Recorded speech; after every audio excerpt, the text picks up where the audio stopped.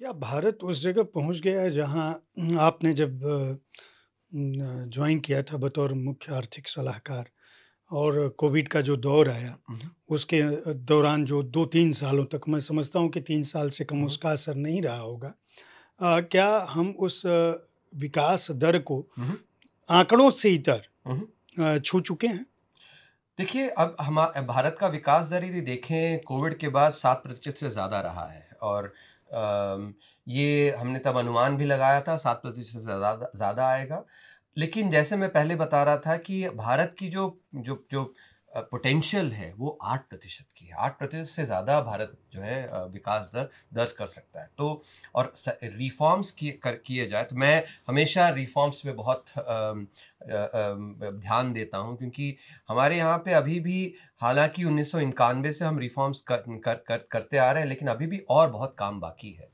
और रिफ़ॉर्म्स यदि हमने किया तो मेरे अनुसार 8% का विकास दर हम कर सकते हैं। तो यानी कि मैं ये कह रहा हूँ कि 7% के विकास दर से हमें संतुष्ट नहीं होना है। मैं आप जो 4 पिलर्स की बात कर रहे हैं इस किताब में उस पर आऊँगा, लेकिन उससे पहले एक बड़ा ही इम्पोर्टेंट चैप्टर है जिसमें बिग पिक्चर्स हुँ, हुँ। के तहत ही है हम लोग। उसमें आपने जो जिसकी आपने चर्चा भी की थी कि ये जो मिडिल इनकम ट्रैप हुँ, जो है वो हमारी डेस्टिनी हुँ। नहीं है। नहीं है। हाँ। आप ये कह रहे हैं और वो इसका उपाय भी बताए हैं कि हुँ, इसको कैसे हम तोड़ सकते हैं। दरअसल इससे आपका आशय क्या है? और सरल भाषा में सरल हालाँकि बात। मैं अपने दर्शकों को कहूँगा कि जो भी अंग्रेज़ी जानते हो और अगर आपकी अर्थशास्त्र में रुचि है या नहीं है, अगर भारत के विकास की गति और उसके भविष्य को समझना और ये समझना हो कि नहीं, आर्टिफ़िशियल इंटेलिजेंस के ज़माने में भी हम किस तरह से सब लोग साधन संपन्न हो सकें। आज गाँव में भी कोई चीज़ हुँ, ऐसी नहीं है जो शहर में उपलब्ध है, वो गाँव में भी उपलब्ध है। तो चाहे वो खाने-पीने की चीज़ें हों, चाहे वो गाड़ियाँ हों, देश के हर महानगर में और अब तो छोटे शहरों पे फ़िल्में भी बहुत सारी बन रही हैं लगातार। तो अगर आप चाहते हैं कि समृद्धि की जो पहुँच है वो आखिरी व्यक्ति तक पहुँचे और वो कैसे पहुँच पाएगी? और उसके लिए बहुत समय नहीं है, 10-20 साल का समय जो जो आंकड़ा देते हैं, तो इस पुस्तक को इंडिया एट 100 को खरीद कर पढ़ सकते हैं और रूपा ने इसको प्रकाशित किया है। डॉक्टर सुब्रमण्यम से मैं ये भी कहूँगा कि ये पुस्तक हिंदी में भी आए, ताकि हाँ। भारतीय भाषाओं के लोग भी उसको समझ सकें। तो ये सवाल मेरा था कि इससे आपका आशय क्या है? ये भी एक महत्वपूर्ण सवाल है। देखिए मिडिल इनकम ट्रैप ट्रैप यानी कि एक जो अब हिंदी शब्द ढूँढ रहा हूँ मैं उसमें फँस जाना। हाँ, फँस जाना, हाँ।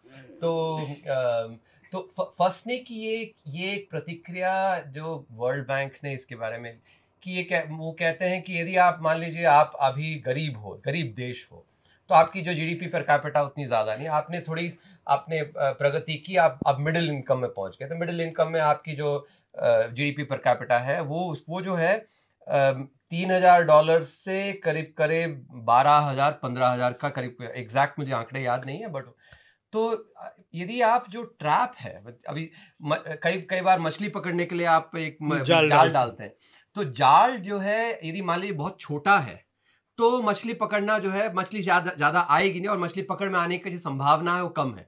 लेकिन मान लीजिए आप पूरा जो सागर जितना बड़ा है उतना ही बड़ा एक आपने एक जाल डाल दिया तो मछली तो आ ही जाएगी सारे मछलियाँ।